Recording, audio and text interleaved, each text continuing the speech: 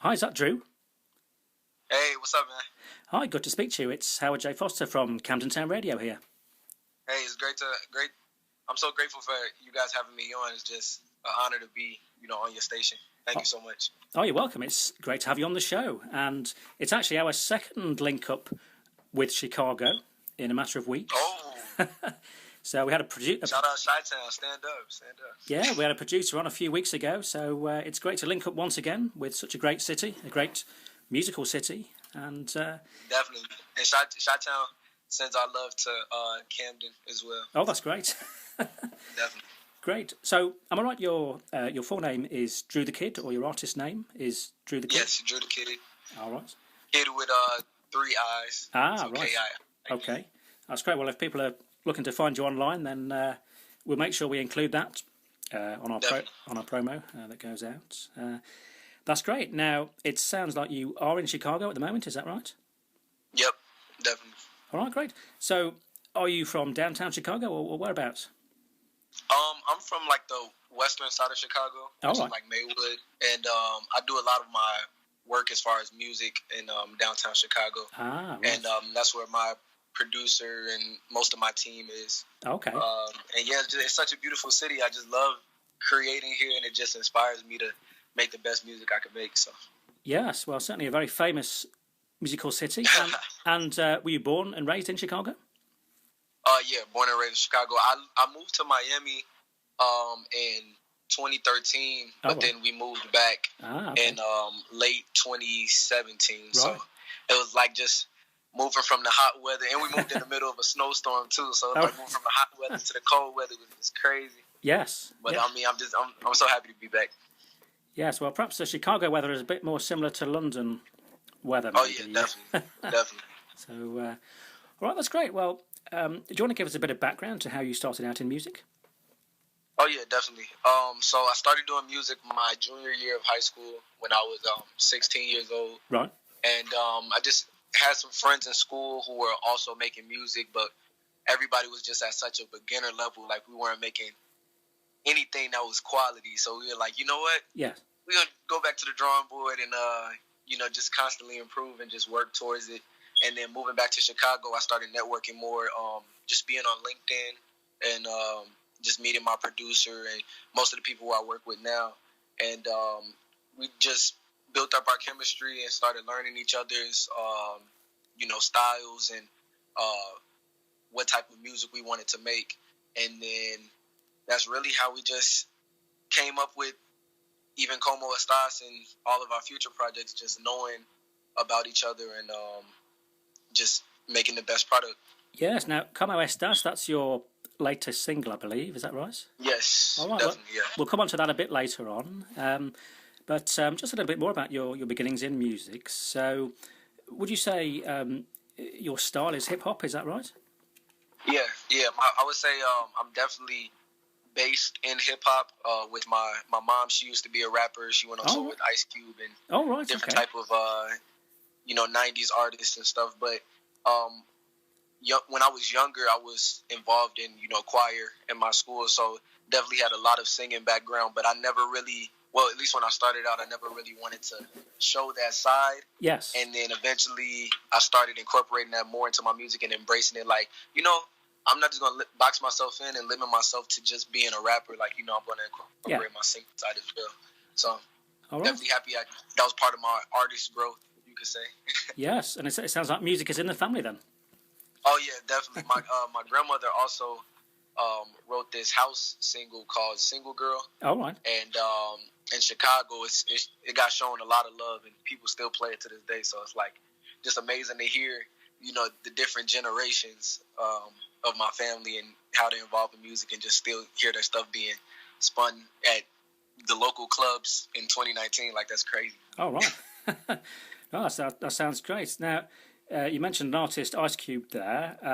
In terms of your influences, is that one of your influences? And as well, what are your other main influences? Oh, yeah, definitely.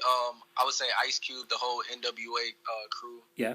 Just a lot of 90s artists is what I listened to because of of course, my mom and my stepdad. He would play that all the time, like Biggie Smalls, Tupac. And then eventually my sister, she was like the next like form of influence for like my music taste, I would say, because I would be riding with her because she's 6 years older than me. So when she started driving, I was about 10, and she would play like just everything. Like she would play pop music, hip hop, R&B, just like everything, just throwing it at me, and I'm being a sponge, just soaking it all up. And so it's like going from listening to somebody like A$AP Rocky or Drake, and then listening to somebody like Miley Cyrus or Katy Perry. It's like just definitely showed me the whole spectrum. Yes. And really influenced my taste. Yes, quite a range of influences there, yes. Definitely. That's great. Now, you mentioned a producer there. Do you want to give a shout-out to your producer? Oh, yeah, definitely. Shout out my producer, Nico Keenan. Amazing producer. He's the head of music for VML, YNR. And it's just when I linked with him for the first time, it was like we instantly clicked.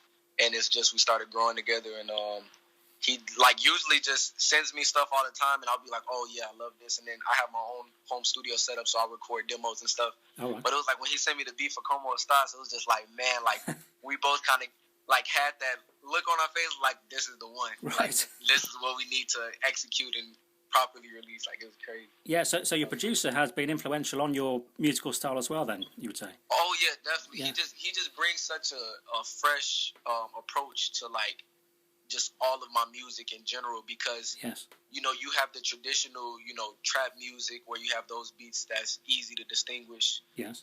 And then you have like, you know, boom bap beats for old school hip hop, and you have traditional R&B beats. But he just like, it's so eclectic and it's so like different. It inspires you to be different with your whole delivery, your writing, just everything. And so it's just, we wanted to really bring something new to the table. Yes. With this single, and he was a big part of that. So. Yes. No, that's great. That's very interesting. Now, I believe, are you just 18 years old? Is that right? Yeah, I'm just 18, turning 19 in September. All right. Well, no, it's great to have you on at the early stages of your career there, certainly. And so you're a millennial then, so to speak. Yeah, I'm a millennial, baby. Yes. Born in 2000 is just, it's so crazy, like, thinking, like, you were born in 2000 and now, like, it's a whole nearly 2 decades later, like, it's still not sinking in. I still feel like I'm 6 years old. Yes, I know what you mean. The year 2000 still doesn't seem like that long ago, does it? No, definitely not. That's certainly the case, yes.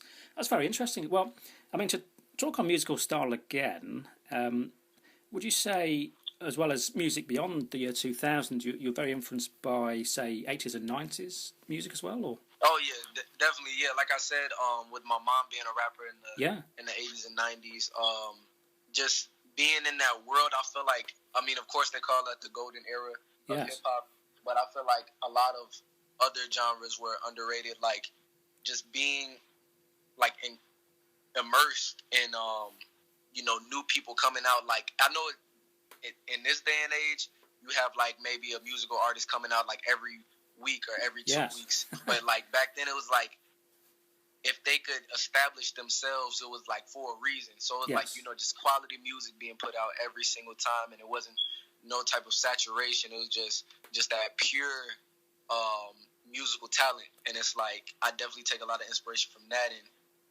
I'm heavily influenced by that because it was just so raw and it was kind of unfiltered. That was like the era of, you know, I'm going to say whatever I want, and, you know, everybody just kind of deal with it.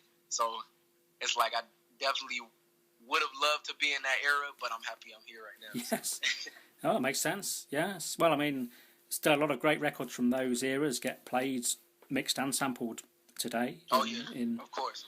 In new music now. So, yeah. Now, we often ask on the show about how people think of downloads and also traditional media such as vinyls, CDs, cassettes, and so on. So, yourself, are you a big fan of, you know, actually traditional media, the sort of vinyls, cassettes, and so on, or where do you stand on that? Now, Howard, me personally, I love the convenience of streaming and you know, just everything being right at your fingertips. But I can't lie, just the warmness and just like the whole experience of just listening to vinyl and just having a record player. Like me personally, I had to go out and buy my own record player because I'm like, yes, the vinyl copies, like that vinyl copies, you can't beat those. So it's like when I work on my first EP or my first project, I definitely want to get vinyls printed up for that, just because it's almost like getting a gift or a present. Like you unwrap a vinyl and you put it on the turntable. It's like you can't beat that. That's I mean, of course, it's just cool that go and tap and go to iTunes and tap through the library and say, yeah, I can listen to any song I want, but it's like the whole experience of just really immersing yourself and touching the music as well. Yes. It's like it's just different. I know what you mean. There's something about the vinyl just going round on the turntable, even before you hear the sound. Definitely. I think it's kind of nice to have both because, as you say, downloading and streaming is so convenient now. But so convenient. Yeah, but yeah, it's nice to have that aspect. But yeah, it's also nice to have the actual format you can sit back, relax, and put a record on and so on. So yeah, Exactly. I certainly am the school of thought it's nice to have both, really. Of course.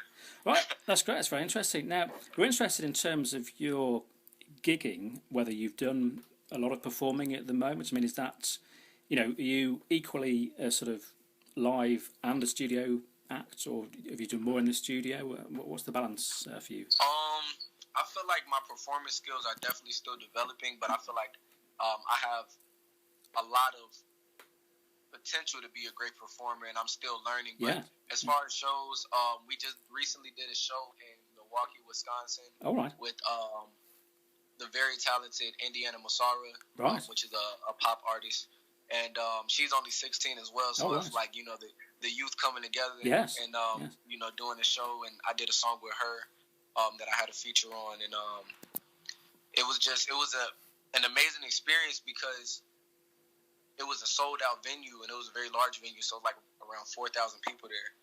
And I did a show in January. That was my last show. Yes. And it was only like 50 people there, and I was so nervous. I had butterflies and everything. And of course, I still put on a great show, but it was like walking out on stage, seeing like 4,000 people there. Yes. I didn't feel anything. Like, it was weird. I was like, why do I feel less nervous with all of these people in front of me versus 50 people in front of me? And I think it was just really the intimacy of it, and just seeing everyone, like you could see everyone's facial expressions and just their reaction to your music, and it was just like, wow, like everything was just so surreal in both occasions. But I definitely plan on doing more shows, of course, domestic and international. So yes, hopefully I come out to Camden sometime soon. Oh yes, no, that's great. Yes, all right. Well, that sounds a great gig in Wisconsin. Was that your first gig outside of Chicago, or your main, or kind of your biggest gig outside of Chicago? That was my largest gig to date. But yes, like I said, I started doing music in Miami when I was 16. Ah, I right, as well. Yes. 2 shows out there before we moved back to Chicago. Yes. And those were both at beautiful venues. It was during Art Basel in Miami, and so it was just it was like this tropical outdoor venue, and I performed that was my first time performing with a live band, and it was just, the energy was unbeatable. Like anytime you perform with a live band, it's like, I feel like that's like the pinnacle of like performances. Like especially when you don't have to tell them like the direction to go in, and everything's just kind of flowing organically. It's like, wow. Yes. All right. Well, we were going to ask you about the lineup on stage, so you've kind of answered that that you do sometimes play with a live band on stage. Yeah, so I definitely prefer that over anything. Yes, it's all right. Great. Now we touched on a little bit there, where you started to mention. So, have you travelled over to London yet, or? No, I haven't been. I haven't done any performances outside the country, but I definitely plan to, like within the next year. Yes. I know my producer Nico. He goes to London for work, and he just tells me how beautiful it is, and I'm like, man, like he makes me so jealous every time he says it. I'm like, man, I gotta get over there. So I definitely plan on coming there soon. Yes. And another place I really want to perform in is Dubai. Like I just heard so many great things about it in the videos I've heard about it. Like it's amazing. Yes, another popular place to perform. Well, you'll certainly have to come to Camden Town if you make it over to London.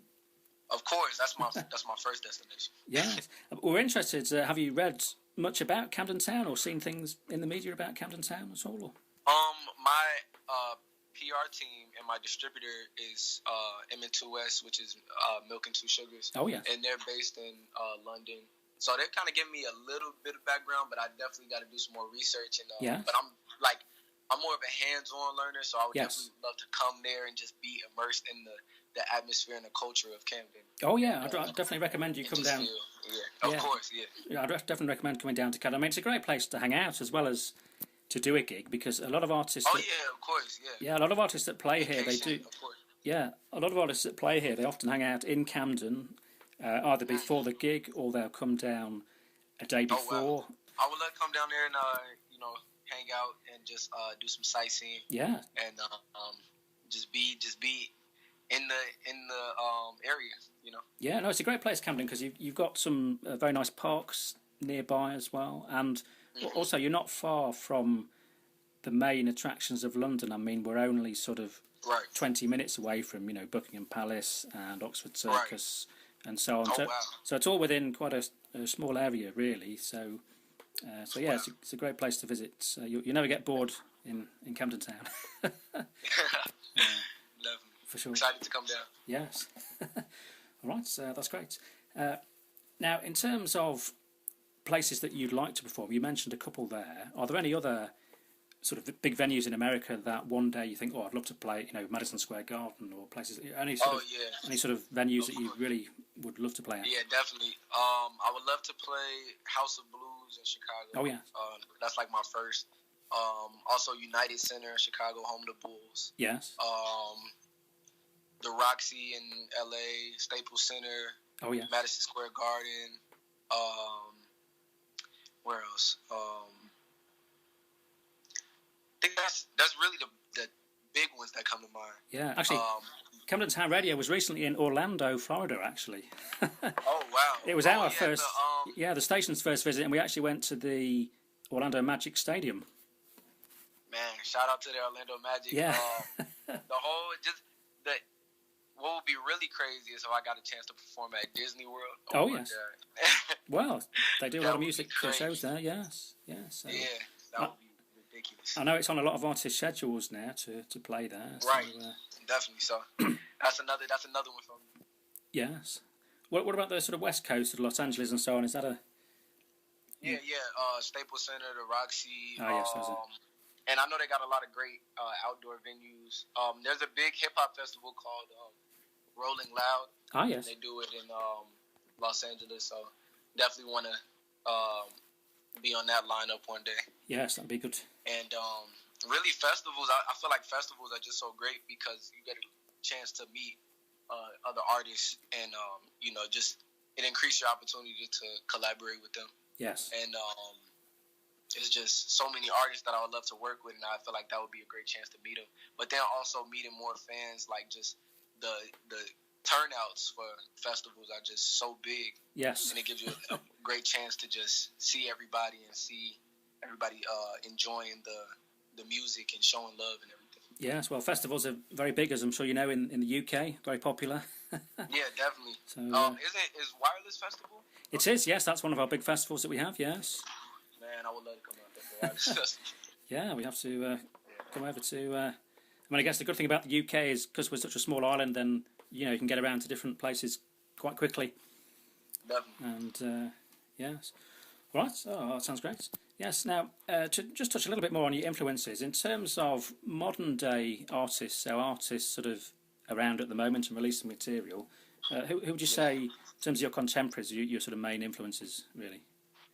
I would definitely say one of my biggest influences right now is Drake. I just love his versatility and just the way he can maneuver around different tracks. Like if he gets on a track with a true pure hip hop artist, he can hold his own. If he can get on with a commercial artist, he can hold his own. Singing, rapping, it's just almost like a full package to me. So I definitely style my music around that. Yes. Another one is J. Cole. I love his whole artistry because he also produces, and so do I. So that was one of the reasons why I even started in the first place. Yes. At the end of Como Estás, there's this little switch up where trap drums come in. and I produced that myself. Actually, let's come on to your new track now. So you have a new single out at the moment, "Como Estás." Yeah. Como Estás, yeah. That's right. Yes, actually, it's sounding. Is it Spanish? I'm trying to think of the translation. Yeah, Como Estás means how are you? Ah, yes, that's right. And, it sounded familiar. Yes. Yeah, it's just it's really just about it's very summer vibes. Like yes. I would say, it's a fun track. Whenever I get a chance to perform it, I love doing it, and it's just so much energy. And I really wrote it because there was this girl I was talking to who I was interested in. Yes. And we would say little things because neither one of us know how to speak Spanish. Ah, right. So we would say different terms in Spanish of the little Spanish that we knew. So yes. Como Estás was like one of our go-tos. So right. I was just thinking, I hadn't talked to her in a minute. I was thinking, how could I get her attention? So I just threw out there, I just said, Como Estás? And then it worked. So I'm like, I need to make a song about this. Yeah, certainly. Well, it sounds a good way for a song to come about. Definitely. Yes. Yeah. That's great. Now, is that single out now? Or? Yes, it released on July 26th, so it is out now on all streaming platforms. Also made limited edition merch for it, available on drewthekid.com. And I'm so happy to have it out. Yes, I've been working on it for a long time, and it's like to see it out in the wild and everybody reacting to it and everybody supporting and showing love is amazing. Yes, and you're hoping to maybe get some vinyls printed at some stage? Oh, yeah, of course. I'm thinking about putting it on my first project, and it would definitely be on a vinyl, my first project. So yes, I definitely plan for that. Yeah, so that sounds great. You mentioned some production there. Did you produce the record as well?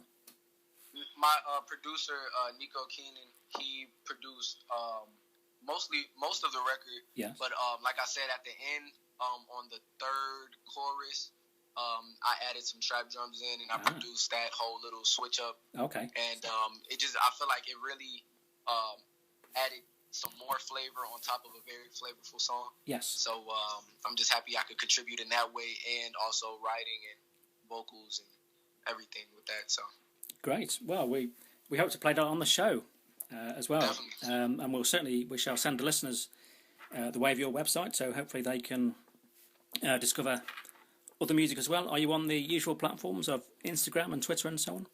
Yes, on Instagram, Twitter, SoundCloud. Yes. It's all the same handle, which is Drew, yes. DREWTHEKIIID. Oh, right, yes, 3 eyes. Yes, that's it. 3 eyes in the kid, yep. All right, great. Now people should be able to find you, yes. Well, thanks very much, Drew, for speaking to us today on Camden Town Radio. It's been great to have you on the show. Thank you so much for having me. It's been great being on here. Great. Now, thank you. Now, just before you go, we'd like you to participate in. We do a little quiz at the end of interviews. It's a feature called Favourite 10. Okay. It just lasts 1 minute, and we'll be asking you. We'll be asking you to name 10 favourite things in a minute. We prompt the questions from here, so it's pretty easy. Okay, perfect. If you can't think of a favourite, then say the first one that comes into your head. Okay. Let's get through to the next. I'm excited.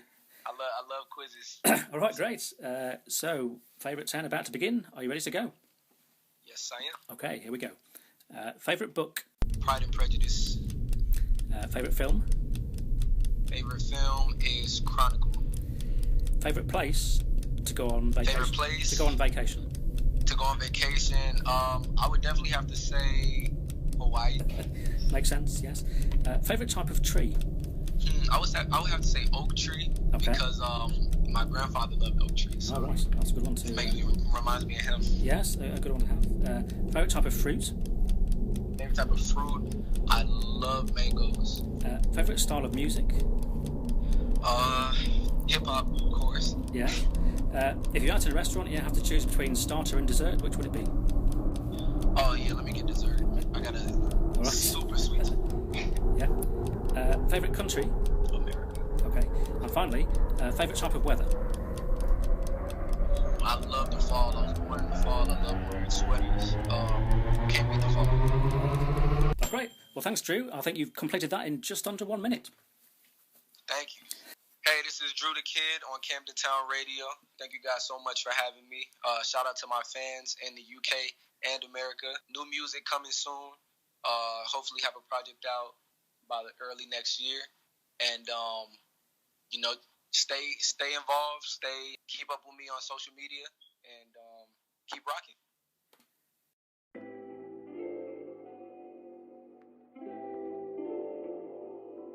Oh, yeah. How are you, shorty? I've been seeing you run around my way. You and ghosts. But luckily, I done found my way.